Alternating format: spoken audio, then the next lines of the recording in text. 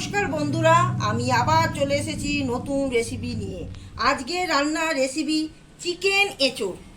বন্ধুরা, প্রথমে এঁচোড় আর আলু 1 চামচ ভাজা মশলা দিয়ে সেদ্ধ করে নিতে হবে। বন্ধুরা, আমি কড়াতে তেল দিয়েছি 1 চামচ, রসুন বাটা, তারপর পেঁয়াজ কুচি আর ক্যাপসিকাম ভেজে নিয়েছি।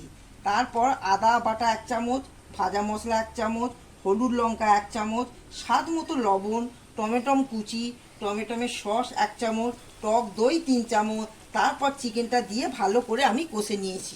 এই যে দেখুন, চিকেনটাকে কষে নিয়েছি।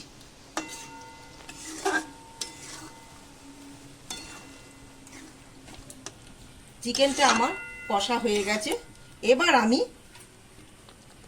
এঁচোড় আর আলু তার মধ্যে দিয়ে দেবো, দিয়ে এক সমেত এইগুলো আমাকে কষতে হবে। এইটা হবে কষা কষা। বন্ধুরা, আমার চিকেন এঁচোড় হয়ে গেছে। ভিডিওটি ভালো লাগলে লাইক, শেয়ার, সাবস্ক্রাইব করিবেন। টাটা।